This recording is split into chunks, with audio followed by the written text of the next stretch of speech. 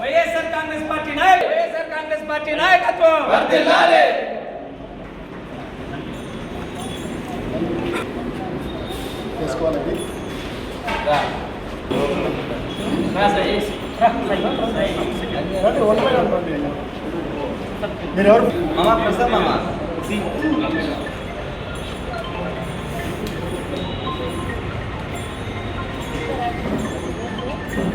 మేము పాదయాత్ర చేయడం జరిగింది.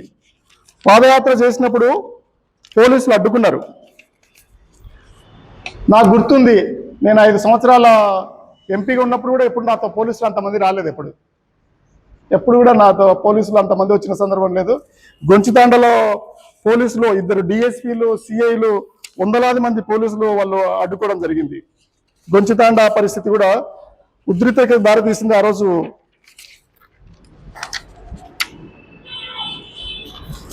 మిగతా అన్ని పేపర్లలో వచ్చి ఉంది, కానీ ఒక పేపర్ చూపిస్తున్నా ఉద్రిక్తతగా నడుమ మొదటి రోజు జరిగిందని. కుర్లగుండలో మొదటి రోజు పాదయాత్ర టైంలో గుంతకల్ డిఎస్పీ గారు, అలాగే కళ్యాణదుర్గం డిఎస్పీ గారు తన సిబ్బందితో వచ్చి ఉన్నారు. కానీ ప్రజలందరూ కూడా అరెస్ట్ కాకుండా రాత్రి అంతా కూడా జాగరణ లాగా చేశారు. అది వాళ్ళ గొప్పతనం. నేను ఈరోజు ఆ 16 రోజుల్లో ఏమేమి జరిగిందో, ఎక్కడెక్కడ పాదయాత్ర చేశామో ఆ పాదయాత్రలో నా వెంట నడిచిన వాళ్ళకి అందరికీ కూడా నేను కృతజ్ఞతలు తెలియజేస్తున్నాను. దాదాపు 2వ రోజు బొమ్మగానిపల్లిలో పెద్ద ఎత్తున అడ్డుకోవడం జరిగింది. దాన్ని కూడా ఏదైనా కానీ కూడా సక్సెస్ఫుల్గా చేయగలిగినామంటే 4 కారణాలు ఉన్నాయని నేను గట్టిగా నమ్ముతున్నా. ఒకటి, జగనన్న గట్టి ఆదేశాలు, ఆర్డిటి సంస్థ చాలా గొప్పది కావడము, అంతేకాకుండా నాతో పాటు ఉన్న టీం కూడా చాలా గొప్పది. ఆ టీము ఎలాంటి టీం అంటే ఏమాత్రం కూడా ఎక్కడ కూడా వెనక్కి తగ్గింది లేదు. టీంతో పాటు అందరూ వచ్చిన వాళ్ళందరూ కూడా. 4వ విషయం అంత గొప్పగా చెప్పుకోవాల్సింది కాదేమో కానీ నా మీద కూడా కేసులు లేకపోవడం. ఏమైనా పాత కేసులు ఉంటే తీసుకుపోయి లోపల పెట్టిండ్రు. ఇవన్నీ కూడా కారణాలుగా నేను భావిస్తున్నా. ఒక 16 రోజులు ఒక సంస్థ కోసం పనిచేయడము, పాదయాత్ర చేయడం అనేది మీరందరూ గుర్తుపెట్టుకోవాల్సిన అంశం ఏంటంటే దేశ చరిత్రలో మొదటిసారి జరిగింది. ఒక ఎన్జిఓ కోసం ఒక ప్రధాన పార్టీ అట్లా ముందుకొచ్చి నిలబడడం అనేది కూడా ముఖ్యమైనది. దాంతోపాటు మా సమన్వయకర్తలు అందరూ కూడా రాయదుర్గం నుంచి ఉరవకొండ, తాడిపత్రి, సింగనమల్ల అందరూ కూడా, మా జిల్లా అధ్యక్షుడు సింగనమల్ల నుంచి మా బావగారు అందరూ కూడా వచ్చి ఆ 16 రోజుల్లో ఎక్కడో చోట వాళ్ళు పాల్గొని ఉన్నారు. 4 ఇన్సిడెంట్లు అయితే నేను ఖచ్చితంగా గుర్తుపెట్టుకోవాలి. గొంచితాండ, తర్వాత బొమ్మగానిపల్లి, బాలవెంకటాపురంలో కూడా ఏంటంటే పెద్దలు పార్టీలకు అతీతంగా సిడబ్ల్యూసి మెంబర్ రఘువీరారెడ్డి గారు వస్తారంటే ఆ రోజు డిస్టర్బ్ చేయడానికి చూశారు. దాంతో నేను తెల్లవారుజామునే 5 గంటలనే బయటకు వచ్చి కూర్చోవాల్సి వచ్చింది. అయినా కానీ కూడా అక్కడ ఏమి ఇబ్బంది కలగలేదు, ఎక్కడ కూడా ఇబ్బంది కలగలేదు. రెవెన్యూ డిపార్ట్మెంట్ కానీ, పోలీస్ డిపార్ట్మెంట్ కానీ, ఈవెన్ గవర్నమెంట్ నుంచి కానీ మాకు ఎలాంటి ఇబ్బంది జరిగిందని నేను చెప్పడానికి లేదు. కానీ విషయం ఏమిటంటే ఈ సంస్థని కాపాడుకోవడానికి చేయాల్సినంత శ్రద్ధ వాళ్ళు పెట్టలేదని నేను ఆరోపిస్తున్నాను. కారణం ఏంటంటే ఈ 10 నెలల కాలంలో ఏదో జరిగిందని దీనికి మచ్చ ఏర్పడినప్పుడు వేరే విదేశాల నుంచి నిధులు ఇంత ఫ్లో తగ్గుతుందేమని నాకున్న అభిప్రాయం వ్యక్తిగతంగా. ఇది కూడా జరగకుండా ఉండాల్సింది. ఎందుకంటే ఏదైనా కూడా ఈ భారతదేశ సంస్కృతిలో దాన ధర్మాలు చేయడం అనేది చాలా ముఖ్యమైనది. ఎక్కడ వేరే విదేశస్తులు వస్తే మనకి దాన ధర్మాలు చేస్తున్నప్పుడు అది ఇంకా మరింత గొప్పది. దీని తర్వాత కూడా మళ్ళీ మీరందరూ చూసిందే జిల్లాలో ప్రజా సంఘాలు ఎంత పెద్ద ఎత్తున ఉద్యమం చేశాయనేది. నేను చెప్తున్న మాట ఏంటంటే ఈ సందర్భంగా ప్రజల కోసము, ప్రాంతం కోసం, పేదల కోసము ఏదైతే ప్రయత్నాలు జరిగినాయో ఆ ప్రయత్నాలన్నీ కూడా సక్సెస్ అయ్యాయి. ఎవరైతే పాదయాత్రలో, బైక్ ర్యాలీలో 1,00,000 పోస్ట్ కార్డుల ఉద్యమంలో పాల్గొన్నారో వాళ్ళందరికీ కూడా నేను కృతజ్ఞతలు తెలియజేస్తున్నాను. పోస్ట్ కార్డుల ఉద్యమంలోకి సంబంధించి కూడా కేవలం 50 పైసలతో నేరుగా ప్రధానమంత్రి గారికే ఉత్తరం రాయడానికి వీలుగా ఏర్పాటు చేయడం జరిగింది. ఒక్కసారిగా ప్రజలందరూ కూడా కదిలి రావడంతో ప్రభుత్వం కూడా కదిలి వచ్చింది. నేనేమంటానంటే ఓ చిన్న రెన్యువల్ కోసం ఇంత సమయం తీసుకున్నారు. 3 ప్రభుత్వాలు, ట్రిపుల్ ఇంజిన్ సర్కారు భాగమైన దాంట్లో జనసేన, బీజేపీ, తెలుగుదేశం ప్రభుత్వానికి దాదాపు 10 నెలలు పట్టింది. ఇప్పటికైనా శుభం కార్డు వేసినందుకు ప్రత్యేకించి కేంద్ర ప్రభుత్వానికి నేను కృతజ్ఞతలు తెలియజేస్తున్నాను. ఇది నేను 16వ తేదీన కలిసిన ఫోటో అమిత్ షా గారిని. 16వ తేదీన నేను వ్యక్తిగతంగా వారిని కలిసి రిక్వెస్ట్ చేయడం జరిగింది. నేను వారికి చెప్పిన మాట కూడా ఏంటంటే పేదల కోసం ఆ సంస్థ ఎంతగానో పనిచేస్తుంది. ప్రభుత్వాలు ఎన్ని ఉన్నా కానీ కూడా ఆర్డిటి సంస్థను మూత వేసి దానికి తగ్గట్టుగా దానికి సమాన స్థాయిలో మనం పనిచేయలేము, మనం ఇవ్వలేము. నేను గవర్నమెంట్లో కూడా పనిచేసిన పరిస్థితి ఉంది. ఆర్డిటి ఇచ్చిన తర్వాత మీరు ఏదైనా చేయండి, కానీ ఆర్డిటి ఇవ్వకుండా ఏం చేసినా కూడా అది తక్కువే అవుతుందని తెలియజేశాను.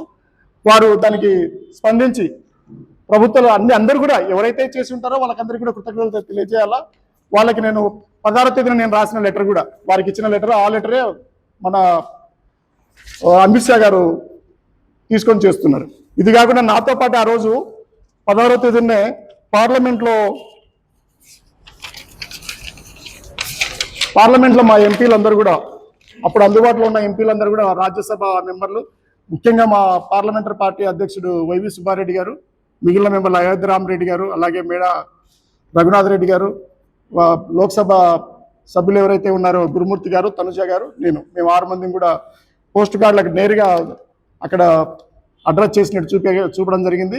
మేము 1,00,000 కార్డుల ఉద్యమించామనే విషయాన్ని నేను అమిత్ షా దృష్టికి, గౌరవనీయులు అమిత్ షా దృష్టి గారికి కూడా తీసుకెళ్లడం జరిగింది.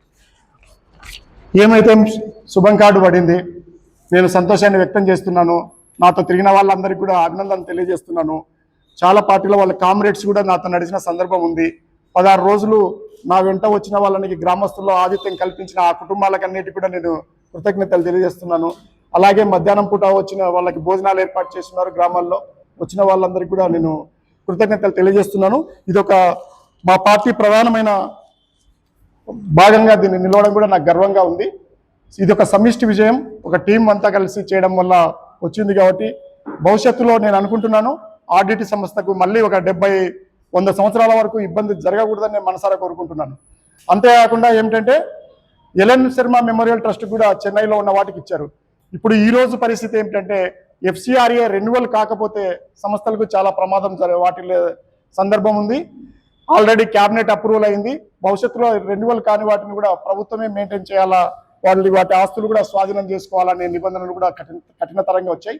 అవి దేశవ్యాప్తంగా వచ్చాయి. కానీ విషయం ఏమిటంటే మిగతా సంస్థల కంటే కూడా ఆడిట్ని వేరుగా చూడడం అనేది చాలా గొప్పగా కనిపించింది. ఈ శ్రమ ఒక రోజుది కాదు, 10 నెలల శ్రమ.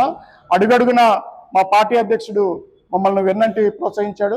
అలాగే జిల్లా అధ్యక్షులు, సమన్వయకర్తలు వచ్చి ఉన్నారు. ముఖ్యంగా కళ్యాణదుర్గం నుంచి, ప్రతి గ్రామం నుంచి, ప్రతి మండలం నుంచి మా పార్టీ నాయకులు వచ్చి, కార్యకర్తలు వచ్చి ఆడిట్కి అండగా నిలబడ్డారు.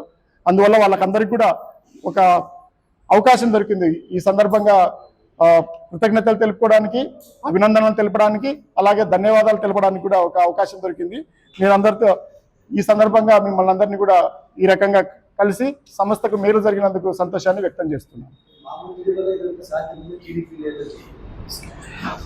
కేవలం టీడీపీలో నేను ఒకటే అడుగుతున్నాను. వాళ్ళు టీడీపీలో ఉన్న ఆరోపణలు ఏంటంటే, ఒకటి జగన్ సార్ టైంలో ఇబ్బంది అయిందని నేను చెప్పాను, డేట్తో సహా, డాక్యుమెంట్తో సహా రిఫ్యూజ్ చేశాము FCRA అని చెప్పిన డేట్ను నేను చెప్పి ఉన్నాను. ఈరోజు నేను అన్నిటికీ కూడా ఈ ఫోటో కూడా నేను కలిసినప్పుడు పెట్టలేదు, అమిత్ షా గారిని కలిసినప్పుడు పెట్టలేదు. ఎందుకంటే నాకు దగ్గరికి వచ్చిన టైంలో పెట్టేద్దామని ఉద్దేశంతో ఈ ఫోటోను కూడా అలాగే ఉంచాను. ఇది ఈరోజు వచ్చిన వాటిల్లో complaint authority the application for the registration under FCRA has been granted. ఈరోజు వచ్చింది ప్రూఫ్. ఈ మధ్యకాలంలో వాళ్ళు చేసినది లోకల్ ఎమ్మెల్యే గారు కానీ, ఎంపీ గారు కానీ వెళ్ళి కూర్చొని చేసినట్టు నేను చూపించాను. బైక్ ర్యాలీ చేశాము, పాదయాత్ర చేశాము, ఇవి చేశాము, అమిత్ షా గారిని కలిసాము, లెటర్ ఇచ్చాము. మీ వల్లనే వచ్చిందంటే మా వల్ల కూడా వచ్చింది. మేము ఒక్కరిమే కాదు, మా వల్ల కూడా వచ్చింది. మా వల్ల ఒక్కరి వల్లనే కాదు, ప్రజలందరి వల్ల వచ్చింది. ఇది ప్రజల విజయం. దీనికి అందరూ కూడా సహకరించారు. మాకు కూడా భాగం ఉంది దీంట్లో. అది కదా ఇప్పుడు ఎట్లాంటివి అంటే, ఇప్పటికీ చూశారు, అసమర్థుడు రంగయ్య అని రాసి ప్లే కార్డ్స్ పట్టుకొచ్చారు. ఈ అసమర్థుడి నాయకత్వంలోనే మా పార్టీ పోరాడింది, వచ్చింది, రిజల్ట్ అయితే వచ్చింది. దీనికి నేను మా జగనన్నకి, మా నాయకులకి, కార్యకర్తలకి నేను కృతజ్ఞతలు తెలియజేస్తున్నాను. ఇంకోటి ఏంటంటే, వాళ్ళు ఎవరైనా వెళ్ళి ఇలాంటి డాక్యుమెంట్ ప్రూఫ్ చూపగలుగుతారేమో చూడండి. వాళ్ళు చేసిన పోరాటాలు కానీ, ఎక్కడన్నా ఉద్యమంలోకి వచ్చినప్పుడు ఆడిట్ మాకు కూడా కావాలా, మేము కూడా వచ్చి నిలబడతామని ఒక పోస్ట్ కార్డు రాసిన సందర్భం కానీ, ఇన్ని పోస్ట్ కార్డులు పెట్టుకుని ఉన్నాము, ఒక పోస్ట్ కార్డు రాసిన సందర్భం కానీ, లేదా ఒక బైక్ మీద వచ్చిన సందర్భం కానీ, పాదయాత్రలో ఎక్కడన్నా వచ్చిన సందర్భం కానీ, వాళ్ళు ఏం చేయలేదు. అట్లని మేము అడ్డుకో ఉంటాము అంటే మేము తిరగబడతాము. నేను ఆ రోజు కూడా స్థానికంగా ఉన్న ఎస్ఐ గారికి చెప్పాను, వాళ్ళ కెపాసిటీ అంటే ఇప్పుడు ఎంతమంది ఉన్నారు, వాళ్ళు 4 మంది ఉంటే 400 మంది ఉంటే మేము 4000 మందితో వస్తాము అని చెప్పాను. 10,000 మందితో అయినా వస్తాం, కానీ పాదయాత్ర అయితే ఆపం. పాదయాత్ర ఆపే పరిస్థితి వస్తే 2 రకాలుగా రావాలా. ఒకటి FCRA రావడం వల్ల రావాలా, లేదా రంగయ్యను అరెస్ట్ చేయడం వల్ల రావాలి, కానీ వేరే రకంగా జరగదని చెప్పిన నేను. అదో ఇదో గాంధీ మహాత్ముడు కూడా ఈ దేశానికి స్వాతంత్రం నాయకత్వం వహించినాడు. చివరికి ఏం చెప్పినాడు, డూ ఆర్ డై అని చెప్పినాడు. ప్రజల ఉద్యమము వేరే రకంగా తీసుకోకుండా ఉండేదానికి ఏదైతే ఉపయోగపడిందో దాన్ని సంతోషపడుతున్నాను. శాంతియుత మార్గాల్లో, గాంధేయ మార్గాల్లోనే నడిపినాము. ఆ శక్తి ఈ ప్రజలకు ఉందని కూడా నిరూపించాము. జిల్లా ప్రజలకి శాంతియుత మార్గంలో, గాంధేయ మార్గాల్లో వాళ్ళు సాధించుకునే సందర్భాలు ఉన్నాయని కూడా మనం తెలియజేశాం. ఇప్పటి వరకు ఈ ఎన్డీఏ ప్రభుత్వంలో 2 సార్లే వాళ్ళు అనుకున్న దానికి వ్యతిరేకంగా జరిగింది. ఒకటి రైతు బిల్లులు, రెండోది RDT. ఇంకా మిగతా ఏ సందర్భాల్లో కూడా వాళ్ళు అనుకున్నట్టే జరిగాయి.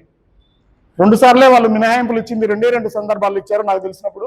నాకు తెలిసి నేను ఎంపీగా ఉన్నప్పుడు రైతు దానిలో పంజాబ్లో, హర్యానాలో జరిగిన వాటి గురించి, తర్వాత అనంతపురంలో సంస్థ గురించి. అందువల్ల ఇది అందరి సంస్థ, దీన్ని కాపాడుకుందాం. ఇది మరింత బలపడాలని కోరుతూ ఉన్నాము. ఇంకోటి ఏంటంటే, ప్రజలకి, ప్రాంతానికి నష్టం జరిగినప్పుడు ప్రధాన ప్రతిపక్షంగా జగనన్న ఆశీస్సులతో, ఆదేశాలతో మేము నిరంతరము ప్రజల కోసము, ఈ ప్రాంతం కోసం పోరాడుతూనే ఉంటామని తెలియజేస్తున్నాం.